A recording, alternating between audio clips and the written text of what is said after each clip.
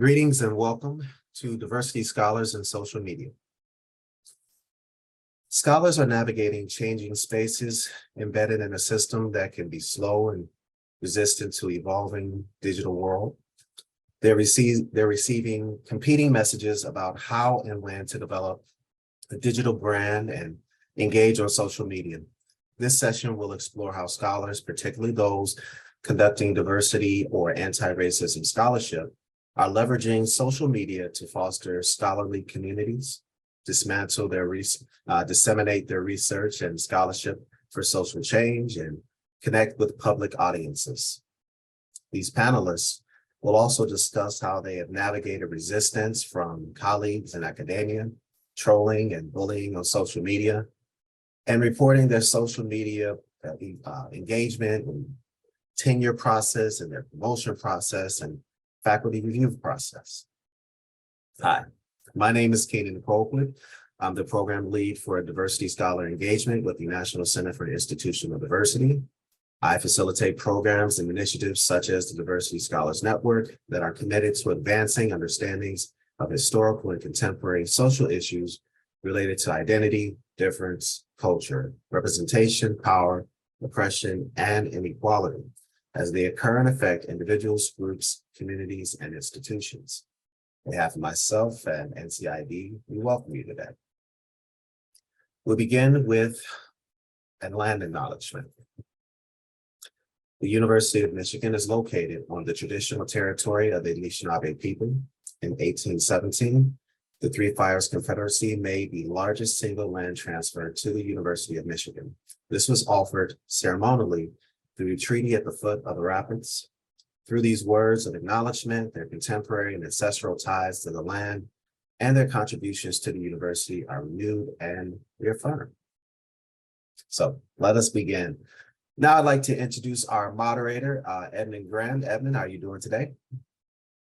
I'm doing wonderful, Keenan. Glad to be here.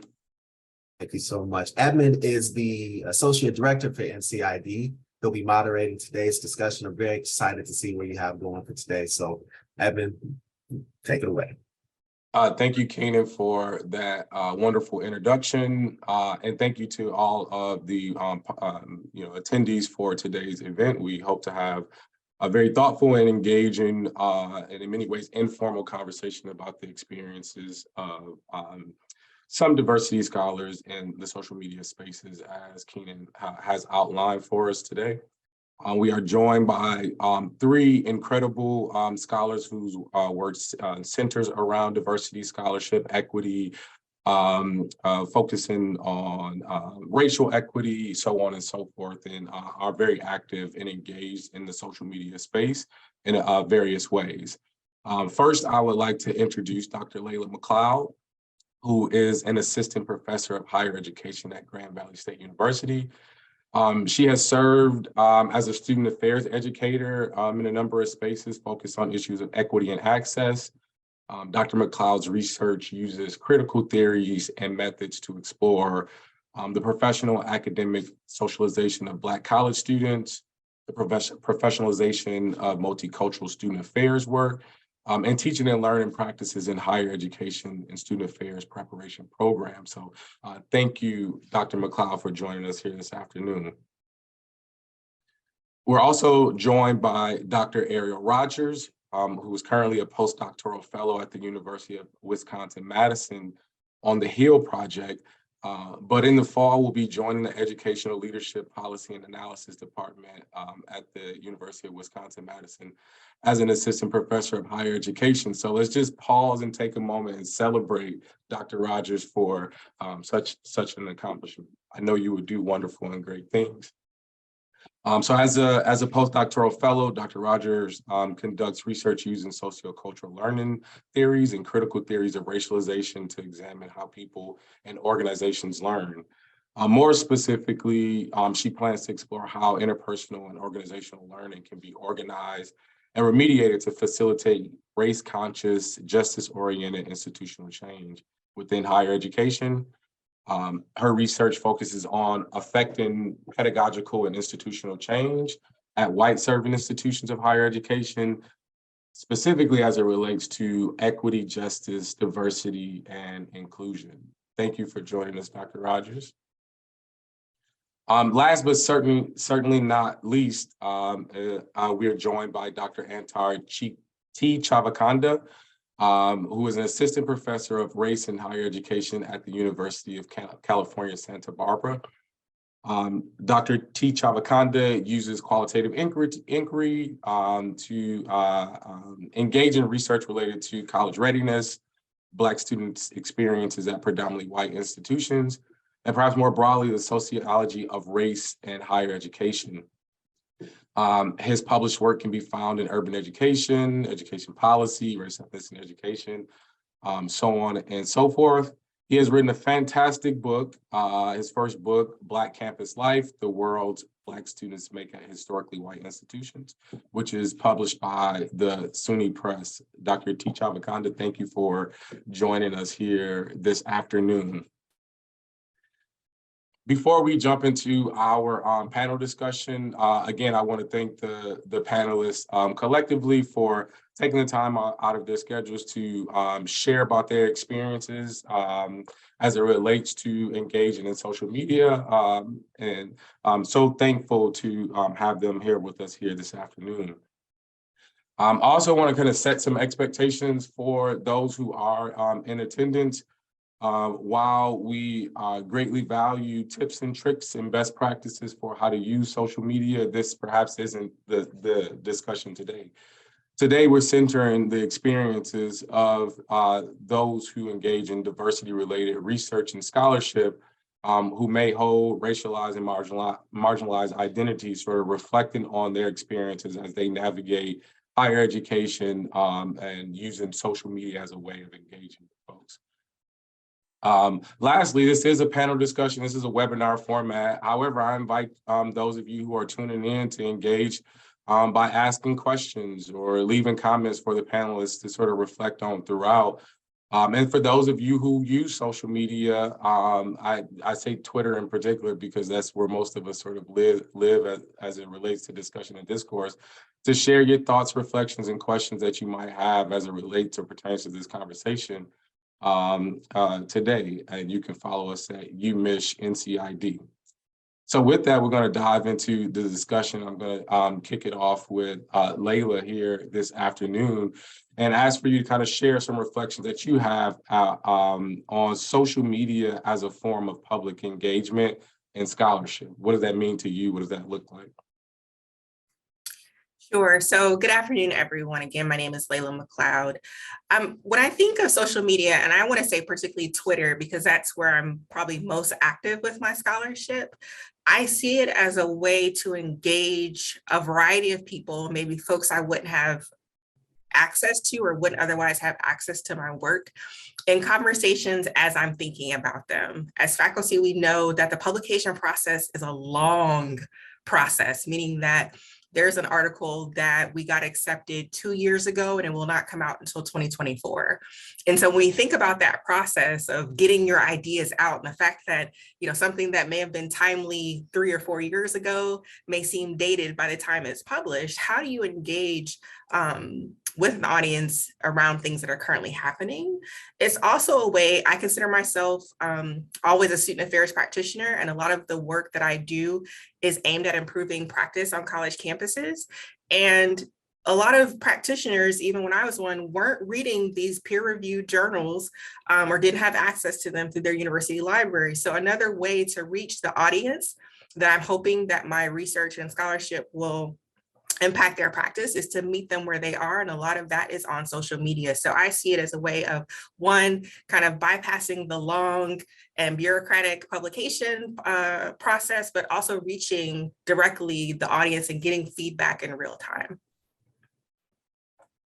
I think that's a sort of wonderful reflection, particularly centering or thinking about the long delay between the submission of an article until that actually comes out, and the need for that research to reach many folks with out in the universe, the Twitterverse out in the world.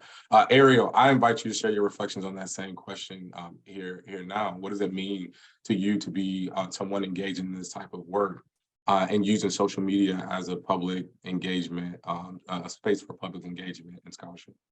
Yeah, of course. So first of all, thank you all for having me. Again, my name is Aireale Rodgers. I use she, her pronouns.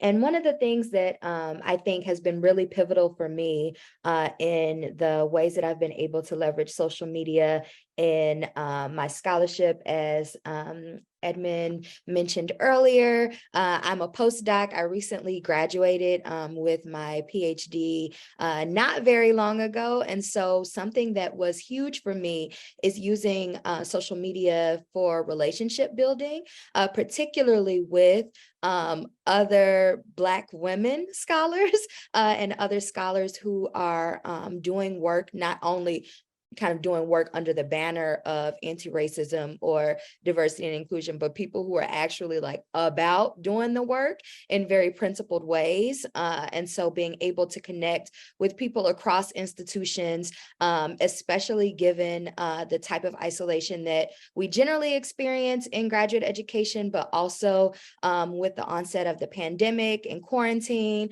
social media really was a lifeline for me to be able to have personal and professional connections that nurtured my soul, nurtured my burgeoning identity as an education scholar, but also nurtured kind of my thinking and really being able to engage in meaningful co-writing spaces and thought partnership with folks across the world in ways that, you know, I wouldn't have otherwise.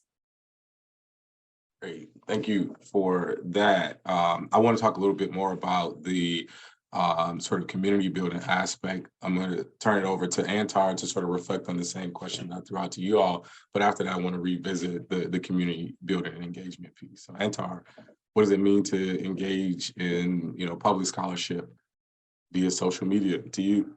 Yeah, for sure. I mean, I'm just going to echo what's been said, so I'll try not to take up too much space. But, you know, it's I think of people who really care about me, people who love me, right? Like my mom loves me, but she's not going to get the newest issue of Review of Higher Education, right? It's just, it's hard, right? Like, and that's just it, right? How are people going to keep up with your scholarship, right? And I love a lot of my friends, you know, colleagues. I love the work that they're doing, but you know, realistically, it's hard to keep up with the concrete, or you know, with the real live journals, or keep updated with it. So Twitter, the same about what Laila said, Twitter really serves as, or LinkedIn serves as a way that I can keep up with a lot of the scholars that I love and appreciate the work that they're doing and pushing my thinking.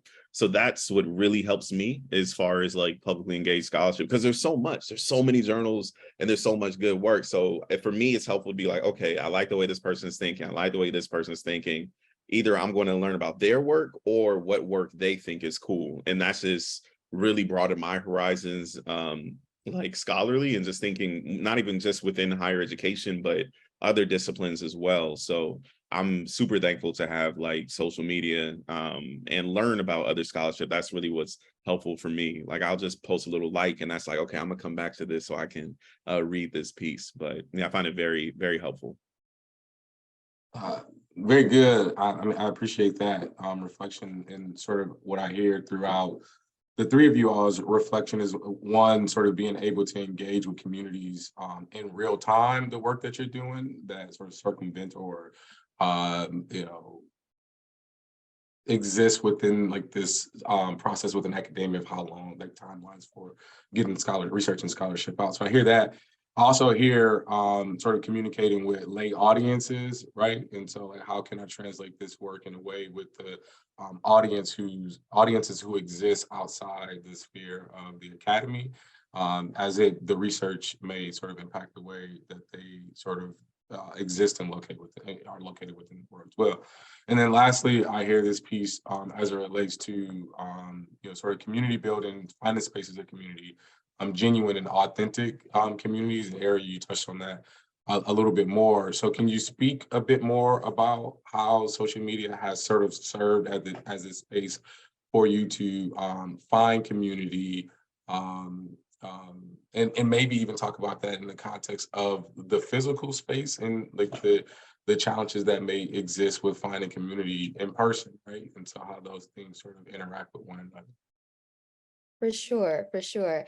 I think, so first of all, I'll state that for me, my experience in my PhD program was a little bit different than a lot of folks of color in that in my cohort, it was 12 of us in total, and 6 of us were Black women. And so I came in with the critical mass of folks who were generally aligned with, you know, the type of work that I do, the approach that I do my work. We're having similar issues, experiences related to doing this type of work, and also just trying to exist holistically within academic spaces. But I recognize that for a lot of people, that is not their experience. And so recognizing the need for affinity spaces and to build with people who are like-minded, but also, you know, in similar spaces and have similar lived experiences can be really important. And so I think that was definitely something that, you know, having friends who were also in PhD programs who were the only ones in their programs, I was always cognizant that, like, okay, I'm blessed to have this circle at USC right now, but I know my homie is over there struggling, or I know, you know, she's in a program by herself. So how do we leverage resources to create spaces for community building? And so one of the things that really nourished me, I applied for, this no shade to the Ford Foundation, but I applied for the Ford Fellowship, the pre-doc and the dissertation quite a few times. Didn't get it, but that's okay. That's okay. My blessing is still coming. But I think that, you know, those types of, you know, applying for fellowships, writing, you know, getting rejections for articles, submitting articles, like, experiencing those things in isolations, or even like preparing to potentially experience those things, can be hard to do by yourself. And so one of the things that I did with a few other people across the country was create writing groups for folks who were applying to the Ford Fellowship, and like got people together on Zoom. We wrote together, we checked in, we did breathing exercises together at the beginning of every session together, right? And so, and now, you know, we still follow each other on social media. I see folks winning, folks see me winning. It creates this kind of network. And I think that so often academia thrives on isolation and keeping folks isolated, and in this this fallacy that there's a scarcity of resources when there is not. And so to me, social media is a way to connect with people, but also begin to try to share resources that I may have that other people may not have access to, and they can share resources that they have that I might not have access to. So I also think that that's been really pivotal for me, but I'll stop there and see what my brilliant colleagues have to share. Yeah, Laila, I invite you to like offer your thoughts and reflections to that, both through like your graduate experience, but where you're located now at your current institution. Yeah, I would say, so my experience is different from Ariel's in that I am a cohort of 7, and there was one other Black woman in my cohort who is a sister to me. But as a faculty member, I've always been either the only Black person in my entire college or in my department. And so thinking about using social media to build that sense of community has been like everything to me, right? Like I think about the relationships I've built with Antar and Aireale, like that's like, we met on Twitter and like, they're like family to me, right? Like whatever they do, I'm there with pom-poms now, right? So I do think people think of social media as just like this thing, but I do think there is a way to use it to be authentic, right? Because there's this weird space of wanting to be known. I know people say, oh, you have all these followers. I'm like, but I don't know why they're following me, right? Like, but I think a part of that is the my authentic self, I try to always show up that way. Like what you see online is what you're gonna get in my class. If you see me at a conference, if you see me at Walmart, like I'm the same person. I think that's really important that, we're sharing our scholarship, but we're also sharing little bits of who we are as humans, right? Like my work is not my life. I have a full life outside of that. And I think it's important not only for my students that follow me, but for my colleagues to see, oh, Laila's on Twitter, but she owes me this email. Well, I'm gonna get it, but I gotta get this tweet out, right? So I think it's important for folks to see the fullness of who we are as humans, that we're not just faculty or researchers writing these books and doing all these, lectures and things like that. And we are well-rounded individuals, and all those experiences inform the work that we do.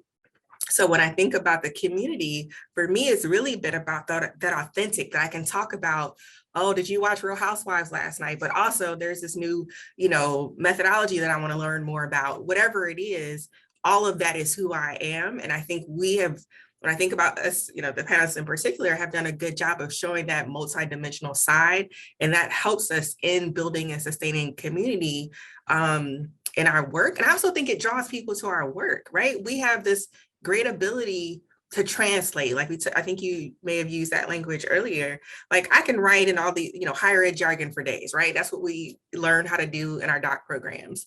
But if I can't explain it to someone outside of my field, or someone that I really want, who may not have time to read my 30-page article or book that I've written, then what am I doing? That's how I approach it, right? Like if I'm really trying to move the world forward and reimagine higher education, then I need to be able to talk to a bunch of different people.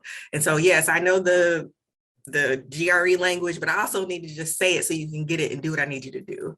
So I think the community that we built allows us to do that in really authentic ways. And I think that's something that I can't stress enough. Like, being on Twitter is not, it's exhausting in different ways, but I think if you're your authentic self, then it can be really a meaningful space to be with people. Yeah, I think those are sort of fantastic reflections for, two very different reasons. One, thinking about how you can use social media as a vehicle to sort of strengthen or cultivate an existing bond, and sort of spread that out across other spaces to bring folks into the fold, right, based upon shared experiences, identity, or whatever the case may be. And also thinking about how do you do that as a means of like your own like survival, right? So being the only within the space and needing to find community somewhere to be able to, like, again, share experiences as your full and authentic self. I think that is, like really insightful and important work, right? Again, because I think we struggle with this in the real world, right? On an everyday basis, in terms of like, how do we find our communities? How do we think about what support looks like for different groups and their needs? And, for us, for social media to exist in a way that allows for us to, find our people and to support our thriving in these spaces, I think is incredibly thoughtful and insightful.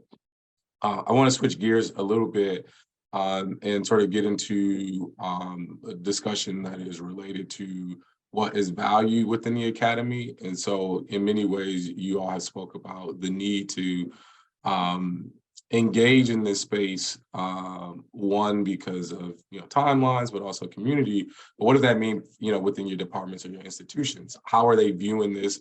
How are they rewarding it, if at all? And so, Antar, can you kick us off with that? When it comes to, the P&T process, when it comes to, service support and work, how is this being viewed, your engagement with social media being viewed in that way? Yeah, thank you for the question. So I can't really speak for my current institution because I'm still learning it, right? But I know in my last institution, it wasn't something to, I don't know. I mean, I don't know who was on Twitter. Like, I don't know if social media engagement was a thing. It's just, I don't know. I feel like a lot of, and this isn't always the case, but I feel like certain institutional leaders, program leaders, et cetera, aren't quite sure what to do with social media. So, I mean, when I'm thinking about my reappointment or, promotion, that type of stuff. It wasn't something that I included, right? But it's kind of, it was related in some way because, you're trying to, in your promotion stuff, you're trying to show impact. There are a lot of different ways to show impact.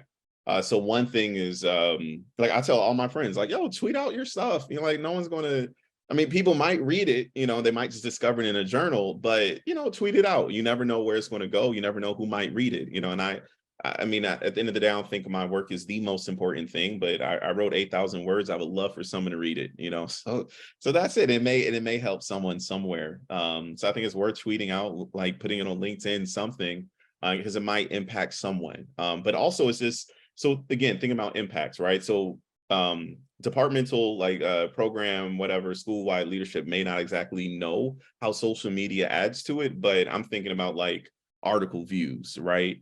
That is definitely linked to me posting something on Twitter. There are a couple of pieces that I haven't, I don't know, that's neither here nor there because there are reasons why I didn't post those pieces, but anyway, but I feel like that has something to do with it, right? Just having those views, right? Like department heads, whoever's looking at your stuff are gonna be like, oh, this is viewed a lot. They may not know it's because of Twitter, or, then your people understanding more of your work because you've been present on Twitter, posting your stuff, so I'm not sure if it's if folks really know how to handle it, but I think it can impact you positively.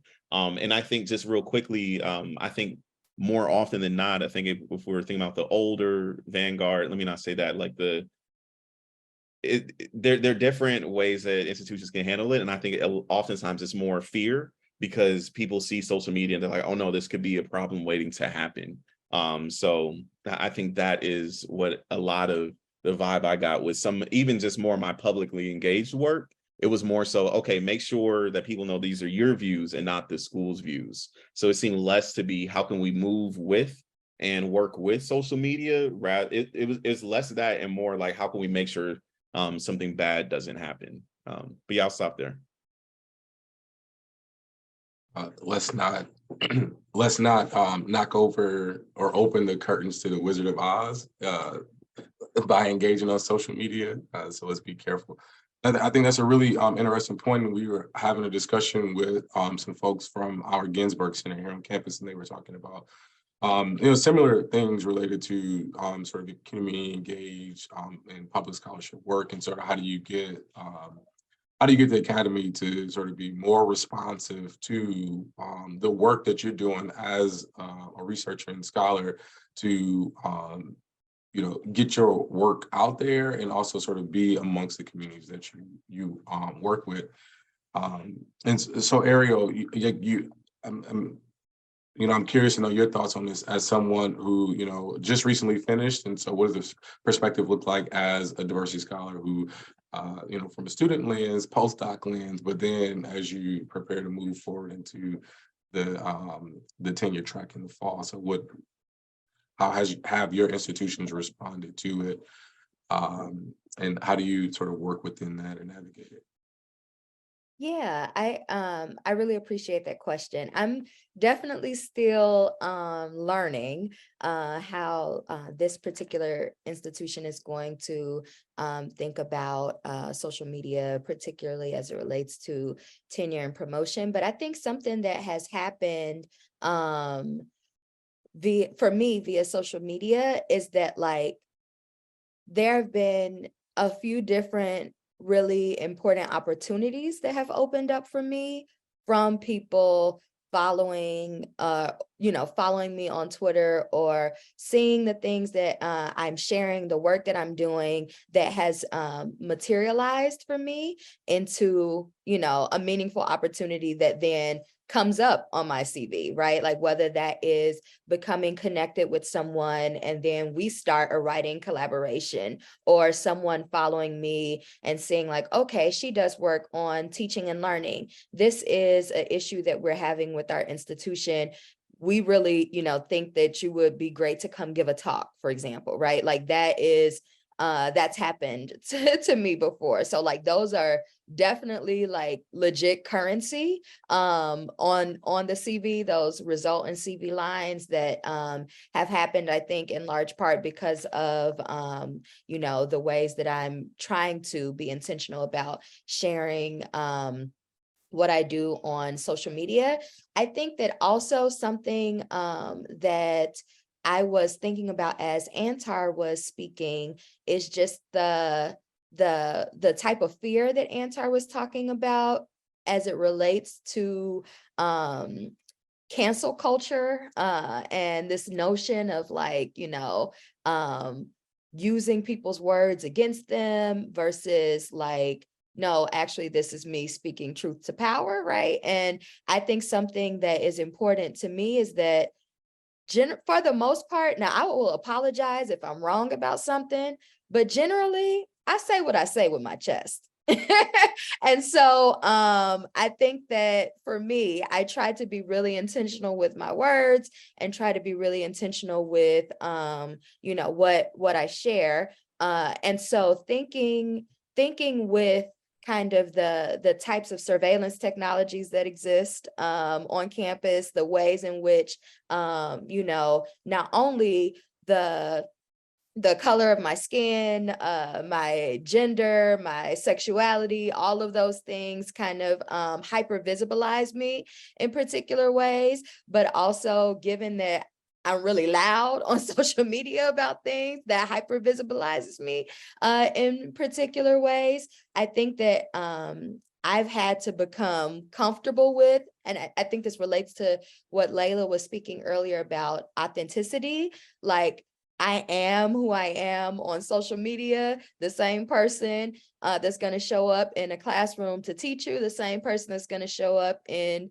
you know, whatever faculty meeting we're having. And so if I'm really loud about racial equity and teaching and learning in social media, you should expect that like when we have a conversation about curriculum and like what the departmental curriculum is going to be like, I'm gonna have some thoughts, right? And so like, I also figure that that's a process for me to calibrate kind of people's expectations, not only for what my work is, but who am I and how am I showing up in the variety of spaces that I have the privilege of occupying.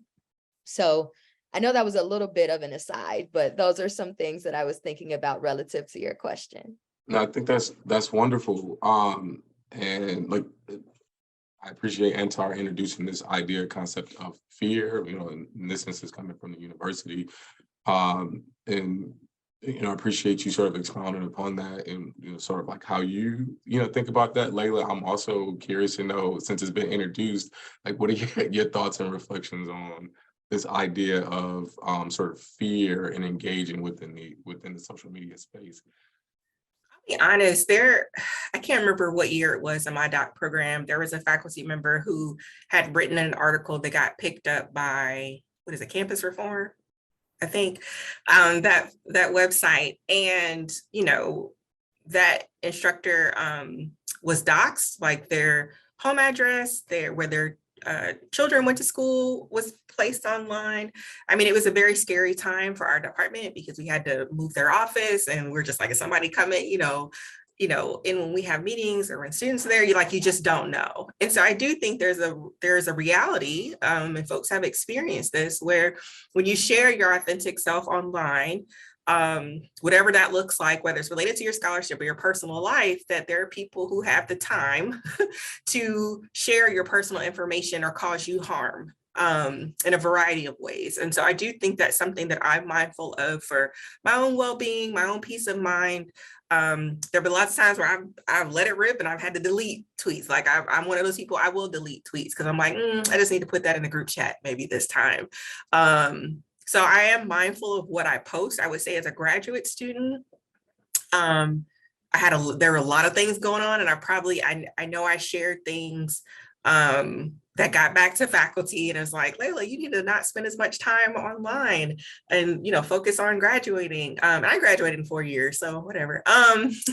But thinking about, you know, how do you want to be known, right? That was something that kept coming back to me. Like I wanted to be someone, people know what they're getting like I said, when I interview for jobs, like no surprises here. I'm not gonna lock my Twitter. You can see what I'm gonna say because I'm gonna say it again in that faculty meeting. And that's not to be what do you call it? That's not my ego talking. That's just me saying like I can't hide the things, as Ariel said, that are important to me and that I value. But there is this fear, again, as a Black woman, are people going to twist my words? What assumptions are they going to make with me? And I know there are things I can't control that, but it has real consequences for my well-being and my ability to take care of myself, my ability to live.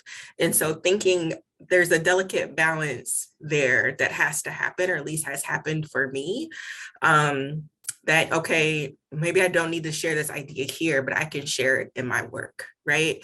Because there's, I don't know, it's in this journal, it's in this, this book chapter, whatever, there's some kind of perceived safety, I guess, there versus on social media. People can retweet things and go down the street and around the corner with it, and you have no control after that. And so I think the fear has crept up for me because of what I saw when I was in my graduate program, and also what I've seen happen to other folks recently when they share things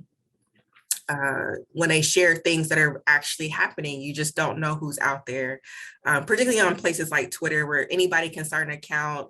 It's anonymous. They can do, whatever. There's no control there. So just thinking about what is the best place to share my feelings about whatever the topic is. That doesn't mean that I've backed down from saying it. It may mean that I spend some time thinking about the words to use to voice my feelings about whatever topic is. I also would say, just to wrap this up, I don't have to comment about everything. I think that's the other challenge with a space like Twitter. Sometimes there's a feeling that you need to respond to everything that's happening, whether it's related to your particular area of study or just in the world. I learned over, with age and just, living a little bit, everybody doesn't need my thoughts on that. As a doc student, no, everybody needs my thoughts. But now I'm at this point where let me just send that in a text to someone or just call somebody up on the phone and get that out of my system. So I would say that's also how I've managed some of my feelings about, I'll say, fear/hesitancy to engage in certain ways. Mm-hmm. Can I jump in real quick? Please. I'm inspired by what Laila just said, and I think it's important to understand the field that you're in, right? And we're in higher education. Higher education, like education more broadly, is a very nice field. It's a nice field. And people are cool with speaking truth to power if that power isn't someone that they know, So that we have a lot of people in the field who are doing some wild, racist, sexist, homophobic stuff, but no one says anything because it's not nice, right? And that also transfers to social media. So it's important to understand the rules of the game. And I know other fields can be a little bit more direct. So it's important to understand the field, right? Like, we just know some people can kind of move without impunity. And, and if you are speaking truth to power, regardless of how right you are, regardless of if you're like, hey, this person has done X, Y, and Z and everyone knows it, why are we still pubbing their work, right? You become the issue. You become, I think about Sarah Ahmed's work, you become the complainer. And people locate the structural or, larger issue at the site of the complainer. So Twitter is also perfect for complaining. So if you you have to be ready for that type of smoke if you do that, right? And you can do it, but yeah, the spotlight is going to be on you. So I just echo everything. Like I try to just tweet about my work to an extent and anime. But if someone does something egregious, then I'll at the end of the day, I'm still me. So I have to say something, but.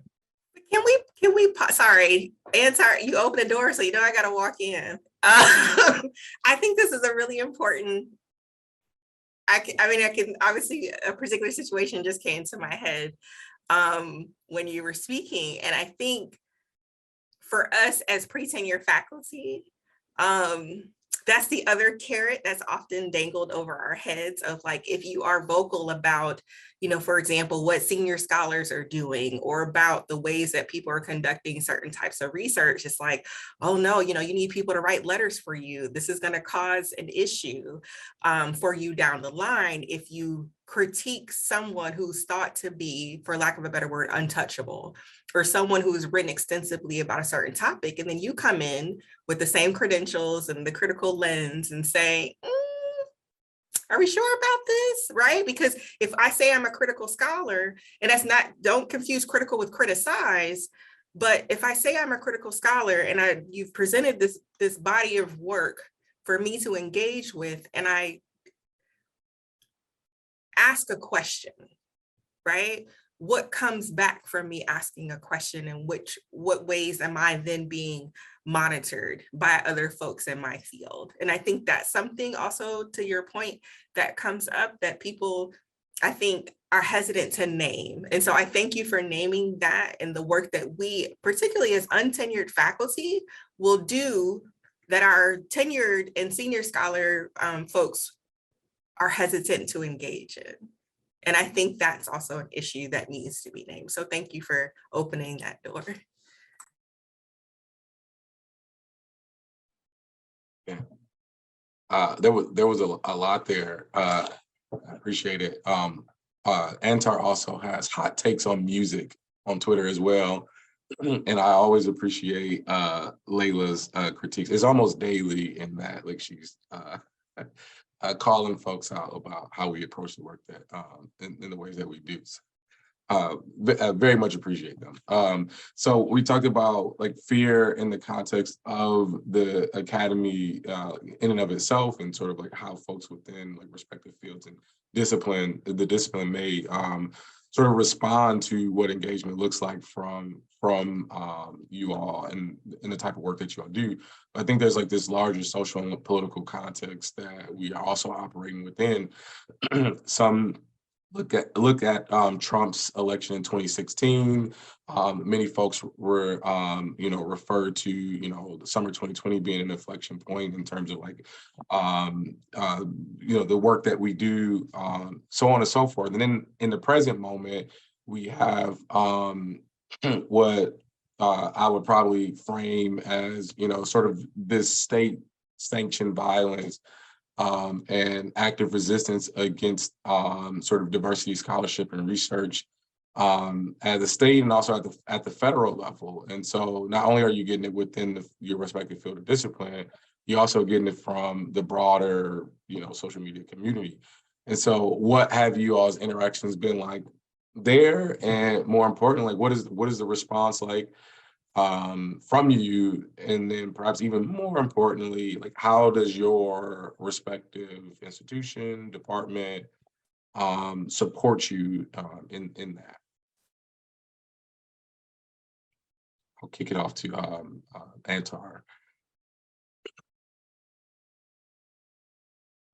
My bad. I had a PowerPoint and I had this quote and I wanted to share it. I don't think I can find it, but anyway, it's all good. There's this, I saw a quote this is Kerry James Marshall. Y'all know the artist. Well, he's an incredible artist if you're not sure, if you haven't heard about him. And I think he's from Chicago, or he lives in Chicago. And I know folks here have connections to Chicago, but he has this painting and it's in red and it says, I think if they come for me in the morning, or if they come for you in the morning. And he's quoting James Baldwin. James Baldwin wrote a letter to Angela Davis when like the state was after her or something, or maybe she was in prison at the time, I'm not sure. But in that letter, James Baldwin said something like, if they come for you in the morning, they will be, after me that night, something like that, right? Showing that her issues, the state coming after her, the oppression she was dealing with isn't just her. It's all of our problems. It's all of our issues. And that's how I think about this, like these issues with anti-CRT, anti-woke. If it comes to like Florida in the morning, it might be in California that night, and I'm looking at all this stuff like very, I'm worried. I'm not going to hold y'all, like I see what's happening. I know like the anti-woke stuff, I've seen some news things that like anti-woke isn't getting a lot of political support, but I don't want folks to think, oh, this can only happen here in Florida. And also we have colleagues, we have friends, we have family who are in Florida too. So Florida's problem with anti-CRT is our problem. It's my problem in, Santa Barbara, right? Like this, it's all of our issues. So I just want to say, like, all this, like the campus reform, doxing people, you know, it happened to me. It can happen to any of us in this room on this panel, right? Just in like, I'm on a watch list. Why on earth am I on a watch list? Like, I'm not, you know, like, people don't know me like that. That's wild, you know, like, but anyway, but I just want people to know, and I think social media makes it so easy. Social media can spread this fear, and spread like this kind of doxing, this kind of, you have these conservative folks who just have this targeted, like trolling or bullying to one person. It makes it so much easier when you are a publicly engaged scholar. So I think I also want to just point that out too. Like, yes, this anti-CRT, anti-DEI, so that's all of our problems, regardless of what framework you're using. If you're questioning power, it's your problem.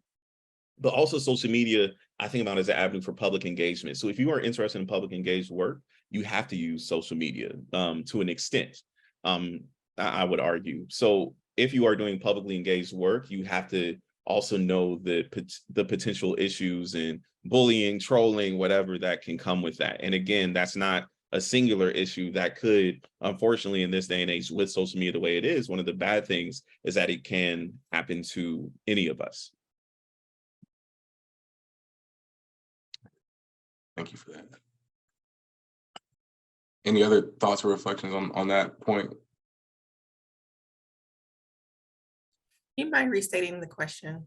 So we're just thinking about the larger social political context. And so, you know, sort of thinking about what is happening in states like Florida and Texas and how they're responding to folks who engage in diversity related research and scholarship, and sort of how that may impact you in the same way that, you know, folks are responding to you within your field or disciplines. I mean, I can jump in because I'm currently working on a project, a couple of projects that look at the socialization of folks who do multicultural student affairs work on college campuses. And so this is a direct link. What's happening in Florida and other states is a direct link to my research right now. But I have not engaged in it on social media. And I'm not honestly, I'm not sure why. I think it's one of those instances where I'm like, let me do the work, right? Because I do think there's a time where, you know, there's a term for folks who are just, I want my work to speak for me in that realm more so than what I tweet. Because it's like, and sometimes I do think that tweeting or your tweets are a form of scholarship, right? Like, I do think there are great ideas and things that can be shared in that space, but I do think I need to put it to paper, right? There's a time to tweet and there's a time to work and write, or, you know, in whatever avenue that looks like, whether it's, you know, writing an op-ed or doing a, you know, peer-reviewed piece or a book chapter or a book or whatever. So I do think you have to think about, again, the audience and what's the best way to communicate in the audience in a way that they can hear you. Because I do think in certain conversations, Twitter can be a lot of noise that you have to weed through, especially if you follow a lot of folks. Like, and now the algorithms are weird where I see tweets from people I'm not following. So, you know, there's just a lot, there can be a lot going on that you have to weed through. And so I think for certain conversations, social media may not be the best place to have an intentional or informed conversation, because you could just be, I'm not arguing with people who are, you know, convinced to not hear what I'm trying to say. Right? Like, that's just not a good use of my time. And so when I think about that as it relates specifically to my work, I think it's time to like, to actually get to writing, right? Like, that's the way that I think for me that I can move forward. And there's lots of folks who are, you know, writing and doing all this other stuff, which I think is great for them. But when I think about my own energy, it's like, okay, now's the time to get that book out. Now's the time to, you know, present at the conference next week and get people together to think about these issues.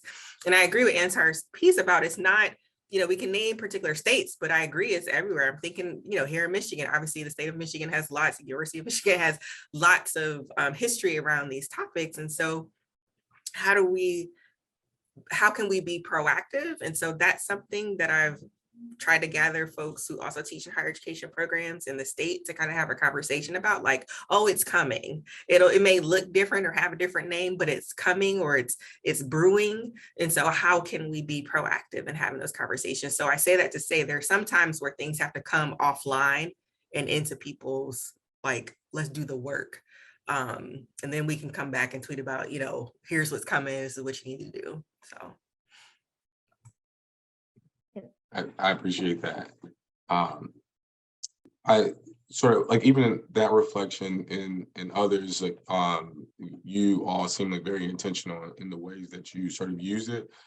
Social media, one in a way to sort of advance your own scholarship, and that like you want to promote it, you want people to know about it, you want people to engage around the particular topics. You also think about it in the context of offering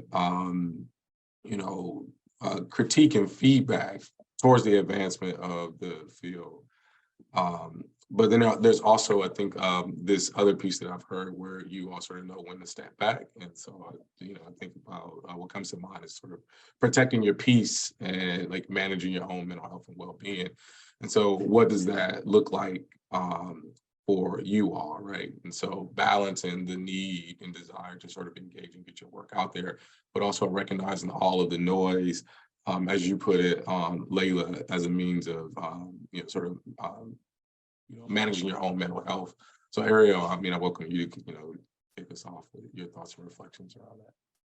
Yeah, no, I appreciate that question. And that relates to what I was thinking about as I listened to Antar and Laila share their thoughts. I think one of the things, to bring it back to Antar's comments, one of the things that stood out to me when we were on the precipice of the book bans in K-12 context was that I'm like, okay, y'all are talking about banning books, but really what you're trying to ban is like people and like ontoepistemologies, right? Like you're trying to put me out of a job, actually, is what you're trying to do, and like trying to like position me and the work that I do and folks who do similar work as me as dangerous within the context of educational spaces.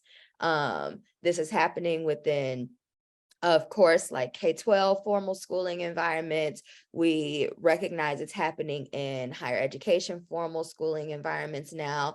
And as a learning scientist, this really has me thinking about like, where do I place my bets in terms of like where we do the type of education that I know, that we know is necessary for like the type of liberatory education that we're hoping to provide students, right? And so I think this isn't necessarily answering the question quite directly, but I think something that quite frankly, I've started thinking about and coming to terms with is that perhaps I will not always be in the academy, and that is okay, right? And so like, as soon as the academy becomes a place that is violent to the type of work that I believe that I was created to do, I have to find another context in which to do my work, right? And so I think that part of, and I think I had to do a lot of like reflection and unlearning to try to begin to decouple like my identity and the sense of my work with the identity of like being a professor or being an academic, right? There, so much of the cutting edge, critical, consequential work is happening outside of formal schooling environments, right? And so if what we are doing is keeping our heads only to the ground, like in the ivory tower, like what opportunities for innovation and for creativity are we missing by limiting ourselves to this context? But then also, like, how are we shackling ourselves to some of the types of beliefs, values, wickedness, quite frankly, that's embedded within like higher education settings? And so I think one of the ways that I've been thinking about healing, given the work that I do in racialization, in teaching and learning, thinking about doctoral student socialization, thinking about the ways that everything that's wicked about the university and causes sickness and death for folks like us continues, is to recognize and to become okay with the fact that I can do what I can while I'm here. And then when I'm not supposed to be here, I'm not supposed to be here no more. And so I think that's one of the things that, you know, has been really top of mind for me, especially thinking about like how many folks we lose prematurely. Like, you know, Ruthie Gilmore talks about racism as group differentiated vulnerability to premature death. Like people die prematurely doing the work, and we deserve to live. And so I think that's something that's really been top of mind for me.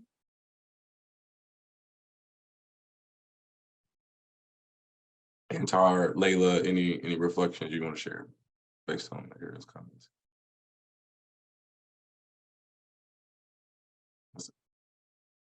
I'm sitting with the, like, we deserve to live. Gosh, how do you follow up after that? But I think,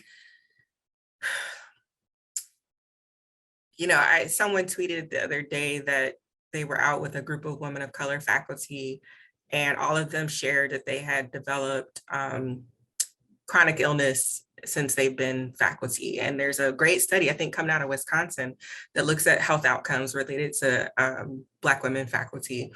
And I've started to think about social media as a way to get some of that out, that violence, that the stress that comes with one, being academic, but also like being the only, right? Like, and dealing with microaggressions from your colleagues, from your students, the people that you pass in the hallways. You know, it's a way to name some of that for folks who don't hear that in faculty meetings and just don't know what they're getting themselves into, but also reclaiming this idea that it doesn't have to, or just putting out that it doesn't have to be this way. Here are some ways that we fight back against this, because we like what we do. We see value in it, but we can't let it take us out, for lack of a better word. And so I have found tweeting to be like a release to say, I'm dealing with all these things. You all think that faculty make a whole bunch of money and just have these flexible schedules. I say I work more now as a faculty member than I ever did as a practitioner.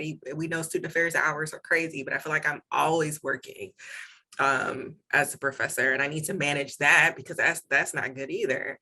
But I do think there's this way of dealing or prioritizing our wellness by also speaking about it, if that makes sense, like naming that this is what's happening to me. Here's how I push against that, right? And also kind of modeling that for folks that are coming behind us. I think that's, you know, going back to our earlier conversation about community, you know, and I think about folks who may be the first in their family to be a faculty member, to be an academic, to have a PhD, like being able to talk about this process in ways that you will never find in a book or an article is also helpful and healing for some folks. I've had a chance to reflect on my own upbringing as a daughter of a college professor and seeing the differences, but also the similarities between experiences some 30 years apart. And so I think the prioritization of our well-being, whether it's mental, physical, emotional, I think some of that can also happen in a digital space, if you're intentional about claiming that and naming that. So when I think about some of the things I share, there have been times when I've shared like, this ain't it, this is not the week for me, right? And here's why, this is what's happening, because obviously I have a therapist that I can talk to too, but I also think there's power in naming the ways that academia is very violent, particularly towards Black folks and Black women, the expectations on us to be available. And I think, I mean, that's another thing about Twitter. You're expected to always be tweeting and doing something to, you know, to be active on this site. So that's another form of labor that's unpaid that we're expected to do. And having to manage that, like, I'm not here for your consumption, right? I'm here to kind of share my experience as I see fit, not for your consumption, not for your decoration, not for you just to follow and consume my being, but for me to have space in a way that feels, for that I have some control over, right? Because there's very few things I have control over when it relates to academia. But as a Black woman, I can stake my claim, and this is my Twitter account. You're gonna get what I give you when I give it to you. So I think that's one way that we can kind of hold and take care of ourselves and each other. Thank you for that. This sort of idea of like healing and taking care of yourself makes me think about, you know, even extending that further and moving into joy. And so what does joy mean to you, and what does that look like in the digital space, but also, you know, outside of the digital space? And Antar, giving your work around, you know, Black joy in these spaces, I welcome for you to, you know, kick us off, and then for Aireale and Laila to offer thoughts as well. Yeah, for sure. Thank you. And I think I think I can hopefully tie it back in. But just also thinking about social media and as a tool, and you know, just our identities being wrapped into think about what Aireale said, our identities being wrapped into her work of, you know, decoupling rather, you know, our identities or our work with academia. Mostly about social media too. Like, as much as I enjoy social media, Twitter, laughing at the jokes, like staying up to date with news, staying up to people's work, a lot of my friends will joke. They'll be like, oh, Antar's taking his Twitter break. You know, I am big on Twitter breaks. I'm big on, you know, just getting off social media for a little bit, because I mean, it can be a lot. Just and think about what Laila said about consumption. Like, yes, we are not for consumption, but Twitter is just, we have to be careful about what we consume, right? Even if it's a lot of, you know, just like, oh, pub here, pub there, pub there. I mean, for me at least, I can definitely get into, dang, I'm not doing enough. Like, oh, I need to be writing, you know, like, man, why ain't my book come out? I got to do this, I got to do that, you know. I find myself spiraling, like comparing myself to other folks, right? So I think it's important to always realize that, okay, I just need to take a step back. So realizing what you need and what's healthy for you to consume, I guess. But thinking about the joy bit, and Aireale's quoting Gilmore about racism, like, I think that's why we have to focus on joy. We have no choice but to focus on joy. We would not be here as a people if we were not intentional about seeking and fostering, creating the conditions for joy, you know. So I think and I try to do that in my work too, and say like, hey, like, you know, we're still here. You know, like, yes, this racism is like overbearing, but we're still here. And I think in moments when you know, we're getting heckled, we're dealing with the trolls. When I was dealing with the trolls, it was very important for me to have my friends to lean on, right? Like, and I think this thing about social media in particular, when I had like this wild hate mail, right? I wasn't even going to tweet it out, but my friend Marissa Wheaton-Greer, another was also at USC. She's like, you should tweet that. Like, people need to know this happens. And I was just overwhelmed by the support that I got from, you know, just my folks on Twitter in general, like, and my friends, but just random people, you know, and people giving me advice. Hey, you need to hit up this group, hit up this person. I had people reaching out to me. That was one of the most, I felt like, just so much support, you know. But back to joy, I just think whether the joy comes from like tweeting, looking about, like laughing at anime, curating your timeline so you're getting like the jokes that you want, whether the joy comes from muting certain people so that's not clouding your joy. I'm going to protect my peace regardless. I have to. So I just think whether it's online, and I think it's also important, I'm gonna stop now, but I think it's important just to push a lot of these relationships to offline, right? Like, I know Laila and I met via Twitter, but, you know, it turned into something where I could call Laila, joke about stuff, send her random tweets, laugh, and then, you know, she'll listen to me complain about stuff too. So I think Twitter is one thing. It's important to know that you're not alone, but it's also important just to hear people talk, because I think that human connection is something we just really need. I'll stop there. Thank you for that.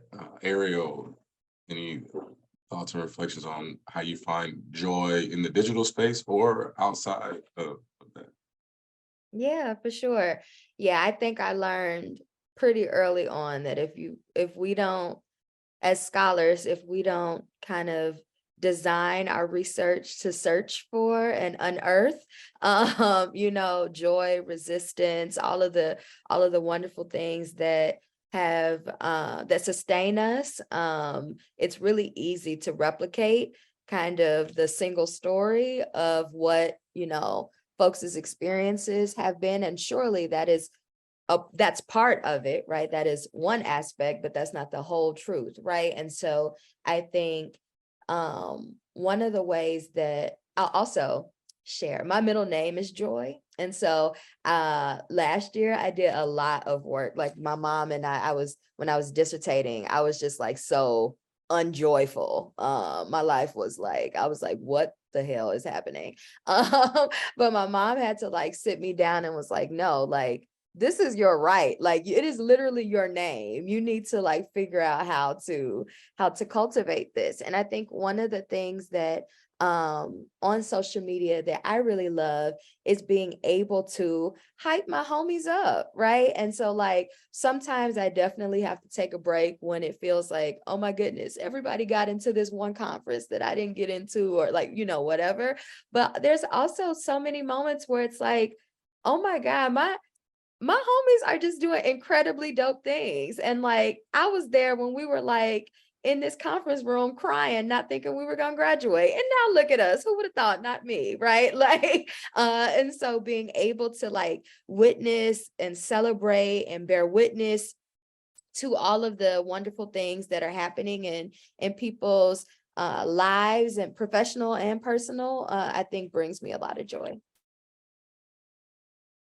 Ariel, Laila, you'll be our closer here today. So, no pressure. I mean, to me, like when I think about joy, I'm like, this is joy, right? Being able to look and hear from folks that I deeply admire, like who, again, like, I don't know, I'm sure maybe our paths would have crossed, right? But there are things that conversations I've been able to have with them, hear them speak about a variety of different things.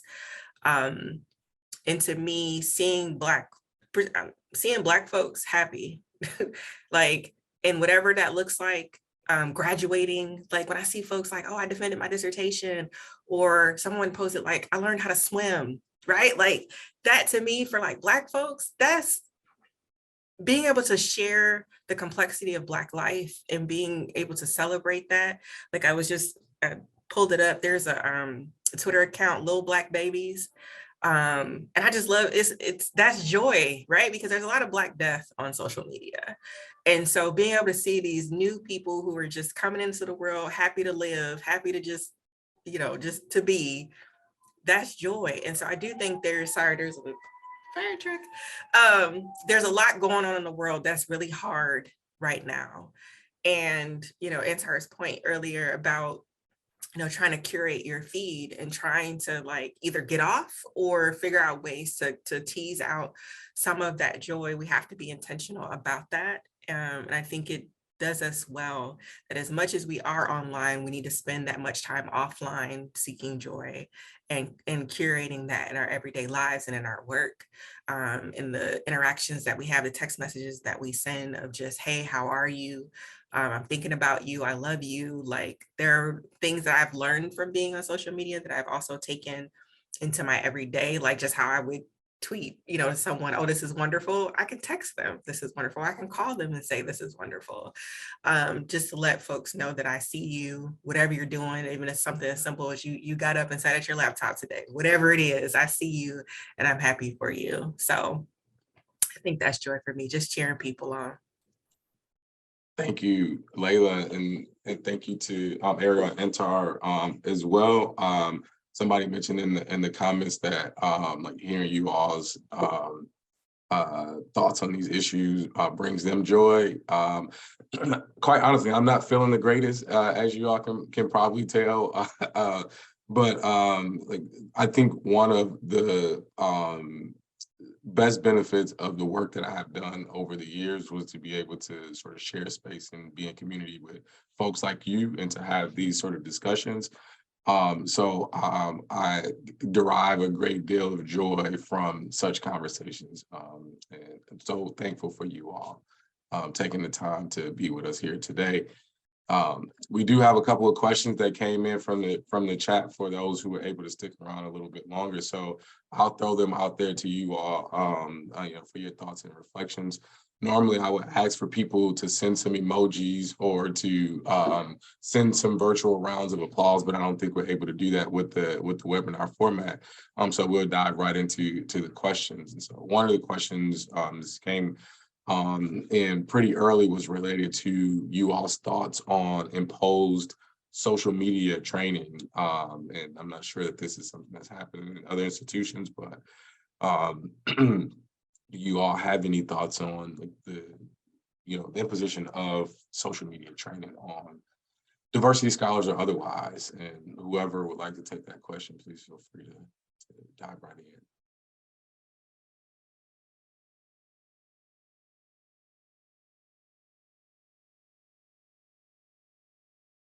Ariel, I think you wanted to say something. See, this is why you can't do webinars with your friends, because they clown. But I guess one thing that I was thinking about, I don't, as a learning scientist, I don't necessarily feel like the, mandated trainings are the most effective. I would wonder kind of what the goal is around that, and like what the hope is that folks will take away from that. I do think that not necessarily social media training, but I do remember thinking as a graduate student that I found particular value in more broad media training in terms of thinking about like, okay, if I'm going to be interviewed for a newspaper article, or I'm going to be interviewed on a radio show, right? Like thinking about like how to construct your answers in that way, in ways that are legible and meaningful for the type of modality that you're seeking to translate your thoughts, finding value in that. But I wouldn't necessarily think that a mandated training on social media might be the most generative way to do that. And depending on who is doing the training, I don't know how that would jive either. But Antar, Laila, what are y'all thinking? I know for me, I think it'd be helpful like as an opt-in. Yeah, maybe like an opt-in training. Because I mean, just kind of basic stuff about like what I'm a big what not to do, or what such and such is not, because I think that's just helpful. Because I think there's certain things that people may just not be familiar with social media, things that they should maybe have a little line that says views are my own if you work for an institution, something like that, or knowing that people can sometimes see what you like, right? What it means to control yours. I don't know. I think just having an opt-in for folks who aren't really sure, who don't really know much about social media, Twitter, and how things to avoid. I think that could be useful for maybe like an orientation type thing. But I agree, as far as mandated, I'd be disgruntled in the mandated training. I'm like, what do you like? Yeah, so. Me too. So I'll move on to Laila, if that's okay. I'll move on to the next question. Okay. There was a question related to Elon Musk sort of recent ownership of the Twitter platform. Folks are wanting to know, have you all noticed any changes or been affected by any of the changes as a result?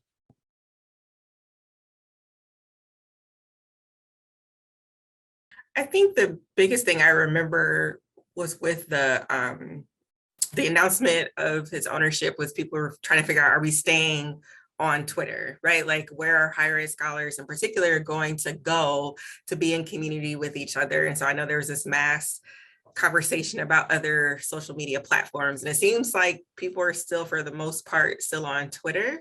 The biggest thing that I've been thinking about recently in terms of changes is I saw about the two-factor authentication going away. And again, thinking our earlier conversation about safety, people getting locked out or getting their accounts hacked, what that means for us and the work that we do. I have personally had conversations. I know I have a couple close scholar friends who have gotten off Twitter in recent years. And it's something I've gone back and forth about, just because there are times where it doesn't feel like a really generative place like it used to. And what does that mean for the community I've built? Even though I remember life before Twitter, thinking about, do I need to go back to that, and how can I share my work in other spaces? So those are probably the two biggest things, like, concerns about should we stay on this site? And then also just the safety things with now the movement towards monetizing Twitter, which I understand is currently a free site.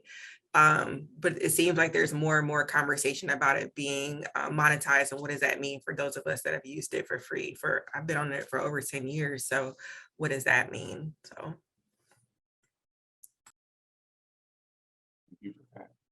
Excuse me. Antar, there was a question that came in response to you spoke about like actively choosing to speak up or comment about an issue and how you become a complainer. So the question is, how would you suggest navigating this issue when someone doesn't want to keep a low profile and yet be intentional about speaking up in a dignified manner? Yeah, that's a good question. So I understand Twitter, email, anything that's kind of online, and that if you're using that medium, can be interpreted the wrong way. Like someone could, tone matters so much. And someone could say something like via email, and I'm like, wait, are they trying to fight me? Are we beefing? Okay, bet. Like per my last email, it's like, no, let's hop on the phone because I'm getting upset. So I think understanding that a lot of things can be misconstrued online, and especially, so I think that's one thing to just think about, right? Because I want to think about how I'm packaging, or how can I make sure that what I'm talking about, advocating for, is heard. I try to think about that. And if it's on Twitter, I try not to be the one, quoting someone and say, this is an example of X, Y, and Z, especially if I think I don't know, especially if it's something I really want them to hear me on. So it's like, okay, maybe I can DM that person, or maybe I can email them, say, hey, I saw this, that, and the third. Maybe we can hop on the phone because, or maybe we can meet in person to discuss more about this, because I think about what's going to get me to a productive meeting or closer to an end that I would like. So I think it's important to understand that Twitter often doesn't lend itself to productive conversations unless you know the people, right? So I'm usually kind of hesitant to voice complaints on Twitter, especially if it's something at my institution. Unless it's, it's a contextual thing, but I think it's important to understand that Twitter can oftentimes be seen as just like a shouting room, right? So think about how you can productively have those conversations is the real challenge. If you're seen as a complainer after that, it is what it is. But understand that Twitter doesn't often lend itself to that. So I'll stop there. Hopefully that kind of got at the essence of the question. Can I add something there really quickly? Yes, please. I think something that I was thinking about as Antar was sharing also is that generally, if I'm trying to, I use Twitter kind of to make a specific ask. So like, for example, the Black student demands that USC rest year PhD students did. One of the things that we were really intentional about trying to do was to bring attention to what we were doing and trying to build solidarity with other Black students, Black PhD students across the country who were also either considering releasing demands, actively releasing demands, and trying to build public support of the initiative that we were doing. And so I think that's one example of an instance in which the decision to kind of publicly complain, right, on social media was a generative tactic because we had a particular ask of folks in terms of sharing information asking for them to read the information and then actually signing a petition, right? So like knowing kind of when you want to have one-on-one conversations with people, when you're trying to like do that particular type of work versus like, okay, no, actually I'm trying to build a broad coalition of support, then, you know, of course, those require like two different tactics. So just wanted to throw that out there. Thank you. I have another follow-up question. It's sort of related to the first question in terms of like, how do you all balance your own values with like the values of like Elon Musk, right?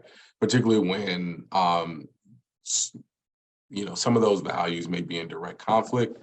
Do any of you feel like you may be enabling a person, you know, with, you know, conflicting values by engaging in Twitter? I don't. I mean, I don't know. I think, you know, it's capitalism, it's greed. That's America, right? Like I fundamentally believe with I disagree with so many things the president does, the U.S. does, but I'm still a citizen. You know, I think it's very hard to escape. Ariel, why don't you just say that? You got it. No, I think that you're right on. I do think that I experience tension around it, right? Like my body feels the contradiction. But yeah, like there's no ethical consumption under capitalism. And so I think that I try to notice kind of what I'm feeling and actively monitor kind of what's going on, and then I trust myself to make the decision. Yes, Antar, that's the update to that quote. Not Rihanna, leave Rihanna out of this. But yeah, I try to like monitor and know, I trust myself to decide like, okay, I no longer feel good with this, right? And like trust myself with that. But it's definitely a tension for me. You for that.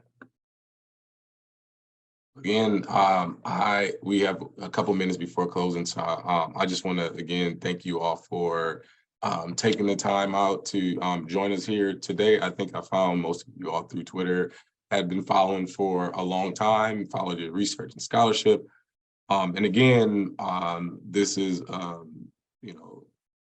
you know, perhaps me being selfish and sort of inviting the folks that I really admire in this space to come and join us. And I guess that's the latitude that I have in this work, I suppose. So thank you all for joining us here this afternoon. And you know, we can't see you all, but give our guests a virtual round of applause, throw some positive energy in the chat for them here this afternoon. And with that, I'm going to turn it back over to my colleague, Keenan Colquitt, who will close us out this afternoon. Thank you very much. This has been I've really enjoyed the authenticity of the conversation. I took a lot away from it. I'm feeling energized. I very much appreciate it. So thank you all so much for sharing with us and presenting. Thank you, Antar. Thank you, Laila. Thank you, Ariel, as well as you, Edmund, for moderating. Again, this has been fantastic. Please complete the post-event survey at the end of this discussion and continue the conversation online. Follow us on Twitter at UMich-NCID. Thank you to our NCID event production team and to you for joining the conversation today. Until then,